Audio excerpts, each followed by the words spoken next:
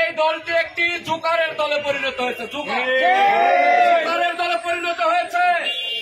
এরা মাংসের পরিবর্তে কাঁঠাল খেতে বলে, এরা বেগুনির পরিবর্তে মিষ্টি লাউ খেতে বলে, এরা তেলের পরিবর্তে কি খেতে বলবে আমি জানি না।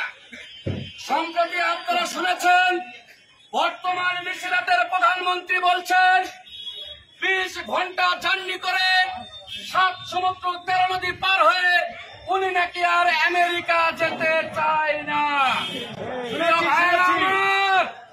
বর্তমান প্রধানমন্ত্রীর ছেলে কোন জায়গায় বিয়ে করেছে ভাই? আমেরিকা। আমেরিকা। সন্তানের বউ কোন দেশের নাগরিক? আমেরিকা। তার নাতি কোন দেশের নাগরিক? আমেরিকা। বাংলাদেশে বর্তমানে এমপি, মন্ত্রী, জনপ্রতিনিধি, আইজি, ডিআইজি, এসপি, ডিসি সহ সারা বাংলাদেশে যদি জরিপ করে দেখা হয় তাহলে আপনারা জানতে পারবেন তাদের সন্তানরা ইউরোপ আমেরিকায় থাকে। আপনারা করতে দেখুন।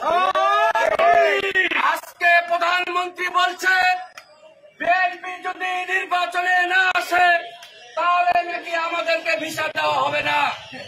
আমরা পরিষ্কার ভাবে বলে দিতে চাই, বিগত 15 বছর যাবৎ আপনারা বিএনপি নেতা কর্মীদের বিরুদ্ধে নামে বেনামে যত মামলা দিয়েছেন, এই মামলার ভারে আমরা নুঞ্জু হয়ে গিয়েছি। এই মামলার কারণে আদালত আমাদেরকে পাসপোর্ট দেয় না, আমাদেরকে পাসপোর্ট দেয় না। সেই আমরা আমেরিকা যাওয়ার স্বপ্ন দেখি না। আজকে আমি হাসান বলছে জাতিসংঘের মধ্যস্থতায় তারা সংলাপে আসবে। ওবায়দুল কাদের বলছে সংলাপে আমরা প্রস্তুত নই। হোম মিনিস্টার বলছে সংলাপের বিকল্প নাই। তাই বাংলাদেশের মানুষ আজকে বলছে আগামী দিনে বাংলাদেশে শান্তিপূর্ণভাবে রাজনীতি হবে কিনা এর জন্য আগে আওয়ামী লীগের মধ্যে সংলাপ প্রয়োজন।